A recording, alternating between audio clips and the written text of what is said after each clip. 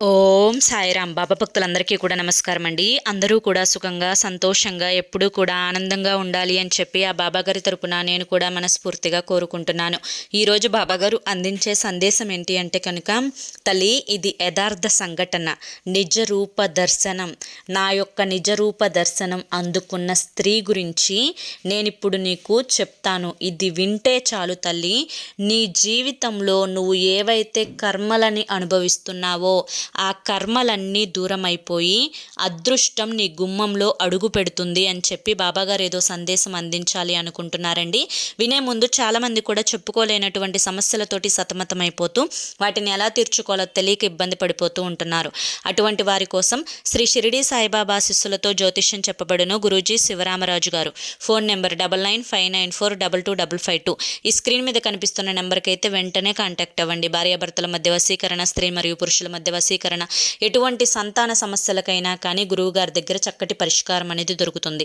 ప్రేమ, పెళ్లి, ఉద్యోగం, రాజకీయం, సంతానం లేక ఇబ్బంది పడుతున్నా, ఎటువంటి సమస్యలతోటి అంటే ఎటువంటి గుప్త సమస్యలు ఉన్నా కానీ, ఎటువంటి ఆర్థిక ఇబ్బందులు ఉన్నా కానీ, వ్యాపారంలో కలిసి రాకపోయినా కానీ, ఎటువంటి సమస్యలు ఉన్నా కానీ గురువు గారికి మీరు ఎన్నో ప్రయత్నాలు చేసి ఉంటారు కదా, చివరి ప్రయత్నం అనుకొని ఈ స్క్రీన్ మీద కనిపిస్తున్న నెంబర్కి కాంటాక్ట్ అయితే గురువుగారు మీకు రోజులలోనే పరిష్కారాన్ని చూపిస్తారండి. మాకున్నటువంటి ఎన్నో రకాలైన సమస్యలను గురువుగారు రోజులలోనే పరిష్కరించారు. ఈ రోజున మేము ఆనందంగా ఉంటున్నాము అంటే కారణం ఈ గురువుగారేనండి. ఇలాగే ఎంతోమంది జీవితాల్లో వారి యొక్క బాధల నుంచి వారిని బయటపడవేసి వారికి సంతోషాన్ని చూపించిన గురువుగారండి. మీరు వెంటనే స్క్రీన్ మీద కనిపిస్తున్న నెంబర్కి అయితే కాంటాక్ట్ అవ్వండి. ఇక ఆలస్యం చేయకుండా మనం బాబాగారి యొక్క సందేశం ఏంటో తెలుసుకుందాం. ఇది ఒక యథార్థ సంఘటన. ఎప్పుడైనా కానీ కష్టం కలిగినప్పుడు భగవంతుడు గుర్తొస్తూ ఉంటారు. ఈ విధంగా భగవంతుడు గుర్తు వచ్చినప్పుడు, కష్టంలో ఉన్నప్పుడు ఏదో ఒక రూపాన అంటే భగవంతుడే స్వయంగా వచ్చి మన యొక్క కష్టాలను, బాధలను తొలగిస్తారు అని చెప్పి మన పెద్దలు చెప్తూ ఉంటారు. అయితే ఇది 1974వ సంవత్సరంలో జరిగింది. ఈ యొక్క సంవత్సరంలో చాలామంది కూడా ఎక్కువగా బ్రిటిష్ వారు యొక్క పరిపాలనలో మన యొక్క ప్రజలు అనేవారు నివసించేవారు. వారికి ఎక్కువగా హిందువులన్నా కానీ, హిందువులు పూజించే దేవుళ్ళన్నా కానీ అస్సలు ఇష్టం ఉండదు. అయితే ఈ యొక్క స్త్రీ ఎప్పుడూ కూడా దైవారాధన చేసుకుంటూ ఉండేది. అంటే ఈశ్వరుణ్ణి పూజిస్తూ ఉండేదన్నమాట. ఈ విధంగా ఈశ్వరుణ్ణి ఎవరికీ కూడా కనిపించకుండా చాటుగా, ఎందుకంటే ఈ యొక్క బ్రిటిష్ వారు ఈ యొక్క ఈశ్వరుణ్ణి పూజిస్తుంది ఈవిడ అని చెప్పి తెలిస్తే ఆవిడ్ని చాలా కఠినంగా శిక్షిస్తారు. కాబట్టి ఎవరికీ తెలియకుండా మనసులో ఆరాధిస్తూ ఉండేదన్నమాట. అయితే ఆ యొక్క ఆరాధన అనేది ఎంత గొప్పగా ఆవిడికి పనిచేసింది అంటే, ఒకరోజు వేట కోసం వెళ్ళిన తన భర్త ఎంతో ప్రమాదకరమైనటువంటి స్థితిలో, అంటే ఒక జంతువు తన యొక్క భర్త వెంట వేటాడటానికి, తన భర్తను చంపుకు తినడానికి ఒక క్రూరమైనటువంటి మృగం అయిన పులి చాలా వేగంగా తన భర్తను వెంటాడి తనని పట్టుకోబోతున్న సమయంలో ఒక వ్యక్తి ఆ యొక్క పులికి అడ్డుపడి ఆ పులిని అడ్డగించి ఆ యొక్క పులి నుంచి తన యొక్క భర్త ప్రాణాలను కాపాడి చివరకు తన యొక్క భర్తని క్షేమంగా ఇంటికి చేరేలా చేశాడనమాట. అయితే ఇదే రోజు ఈ విధంగానే జరుగుతుంది అన్న ఆ యొక్క సంఘటన తనకి కలలో కూడా వస్తుందన్నమాట. అయితే ఒక్కసారిగా ఉలిక్కిపడి లేచిన ఆ స్త్రీ తన యొక్క భర్తను చూసి చాలా వరకు కూడా అంటే ఆశ్చర్యానికి గురి అయింది. ఇదేంటి, వేటకు వెళ్ళిన నా భర్త ఇలా కళ్ళ ముందు ఉన్నాడేంటి, తన ఒంటి నిండా తీవ్రమైన గాయాలు ఉన్నాయేంటి, అసలు ఏమైంది, నా కలంతా కూడా నిజమా అని చెప్పి ఆశ్చర్యం ఎవరికైనా అనిపిస్తుంది కదా. ఇలా కలలో జరిగింది ఎదుట ప్రత్యక్షమయ్యి తన భర్త ఒక క్రూరమైన మృగం బారిన పడి తను క్షేమంగా ఇంటికి వచ్చాడు అని చెప్పి, ఇదంతా కలలో జరిగింది నిజంగా ఆ యొక్క ఆనవాళ్ళు అనేవి తన భర్త మొహాన కనిపించేసరికి ఆశ్చర్యంగా అడిగేలోపే తన భర్త తనతోటి చెప్తాడనమాట, నన్ను ఒక క్రూరమైన మృగం పులి వెంటాడింది, కాసేపుట్లో నేను చనిపోయేదాన్ని, ఆ మృగం నన్ను చంపుకు తినేది. అయితే ఎవరో తెలియదు కానీ చాలా భారీగా ఉన్నటువంటి ఒక పురుషుడు, అంటే బాగా కండలు, శరీరం అంతా కూడా చాలా బలంగా, దృఢంగా, విశాలమైనటువంటి ఛాతీ, ఆ యొక్క శరీరం అంతా కూడా విభూది పూసుకొని ఉన్నట్లుగా, తన యొక్క 3వ కన్ను కూడా నాకు కనిపించింది.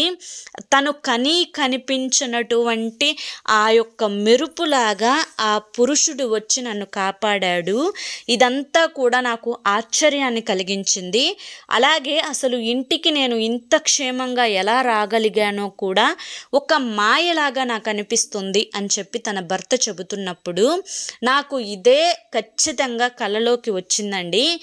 ఈ విధంగా మీరు ఒక క్రూర మృగం బారిన పడినట్లుగా, ఒక వ్యక్తి మిమ్మల్ని కాపాడినట్లుగా, ఆ వ్యక్తి ఎవరో కాదు, సాక్షాత్తు పరమేశ్వరుడే విభూదిదారుడు. తను విభూదిని తన శరీరం అంతా కూడా పూసుకొని ఉంటాడు. అలాగే త్రినేత్రుడు, తనకే 3వ కన్ను ఉంటుంది. నేను చేసినటువంటి పూజలు, నేను ఏదైతే నమ్మానో దైవం, ఆ దైవం నా వెన్నంటే ఉండి నన్ను నడిపిస్తుంది. నేను నా యొక్క కుటుంబం కష్టాల్లో ఉన్నప్పుడు ఆ దైవం వచ్చి కాపాడింది. నాకు ఇంతకంటే మహాభాగ్యం ఇంకేం కలుగుతుందండి. సాక్షాత్తు ఆ ఈశ్వరుణ్ణి నేను కలలో చూశాను, మీరు ఇలలో చూశారు. నిజంగా మనకంటే అదృష్టవంతులు మరొకరు ఉండరు అని చెప్పి ఆ యొక్క భార్యాభర్తలు ఇద్దరూ కూడా మాట్లాడుకుంటూ వారి యొక్క శరీరం అంతా కూడా సంతోషంతో పులకరించిపోతూ ఉందన్నమాట. ఇది ఒక యథార్థ సంఘటన. 1975వ సంవత్సరంలో జరిగింది. ఆ యొక్క భర్త పేరు కూడా మాల్టిన్ అనమాట. ఇది చాలా వరకు కూడా తెలిసిన విషయమే కొంతమందికి తెలియకపోవచ్చు. ఇప్పుడు ఈ కథ నేను ఎందుకు చెప్పాను అంటే కనుక, బిడ్డ, ఎప్పుడైనా కానీ కష్టాల్లో ఉన్నప్పుడు, బాధల్లో ఉన్నప్పుడు మాత్రమే భగవంతుడు గుర్తుకు రావడం కాదు.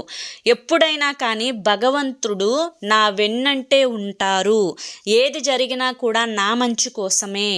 నాకు కష్టం కలిగినప్పుడు ఖచ్చితంగా ఆయన నాకు ఏదో ఒక రూపంలో వచ్చి సహాయపడతారు అని చెప్పి నువ్వు కనుక గట్టిగా నమ్మినట్లయితే ఆ నమ్మకం నిన్ను కష్టాల నుంచి బయటపడవేస్తుంది. ఆ నమ్మకం నిన్ను దుఃఖాల బారిన పడకుండా చేస్తుంది. ఆ నమ్మకం నువ్వు కోరినటువంటి అదృష్టాలను నీ గుమ్మంలోకి అడుగు పెట్టేలా చేస్తుంది. ఇది వినడానికి అతిశయోక్తిగా అనిపించినా, కొంతమంది నమ్మకుండా నిర్లక్ష్యం చేసినా, ఇది 100కి 1000% వాస్తవం. కాబట్టి బిడ్డ, నేను చెప్పేది ఏమీ లేదు. నువ్వు ఇష్టదైవంగా ఏ దైవాన్ని నమ్ముతావో, భగవంతుడు అనేవారు ఒక్కరే. కాకపోతే అనేక రకాలైనటువంటి రూపాలలో మానవులు వారికి ఇష్టమైన రూపాలలో భగవంతుణ్ణి దర్శించుకుంటూ పూజించుకుంటూ ఉంటారు.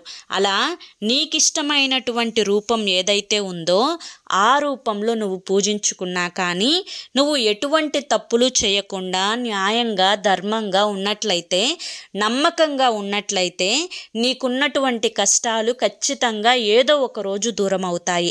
అది ఈ యొక్క యథార్థ నిజ జీవిత సంఘటన ఆధారంగా నువ్వు తెలుసుకోవలసినటువంటి గొప్ప విషయం అని చెప్పి ఈరోజు బాబాగారు మనకి చాలా చక్కటి సందేశాన్ని అందించారండి. మరి ఈ సందేశంలో ఎంతో గొప్ప ఆంతర్యం ఉంది, మనం అర్థం చేసుకోవాలి. కానీ ఈ సందేశం మీ అందరికీ కూడా నచ్చింది, అర్థమైంది అని చెప్పి అనుకుంటున్నాను. నచ్చింది, అర్థమైంది అని చెప్పి అనిపిస్తే ఈ వీడియోకి ఒక లైక్ ఇవ్వండి. లైక్ ఇచ్చిన వెంటనే హైప్ అని వస్తుంది, హైప్ ఇవ్వండి. కింద కామెంట్ సెక్షన్లో ఓం సాయిరామ్ అని చెప్పి టైప్ చేయండి. మొదటిసారి మన సాయి పిలుపు ఛానల్లోకి వచ్చినట్లయితే మన ఛానల్ని సబ్స్క్రైబ్ చేసుకొని సపోర్ట్ చేయండి. రేపు మరొక మంచి వీడియోతోటి మళ్ళీ కలుసుకుందాం. అంతవరకు కూడా బాబాగారి యొక్క ఆశీస్సులు మీ మీద, మీ కుటుంబ సభ్యుల మీద ఎల్లకాలం ఉండాలి అని చెప్పి మనస్ఫూర్తిగా కోరుకుంటూ సర్వేజన సుఖినో భవంతు. ఓం సాయిరామ్.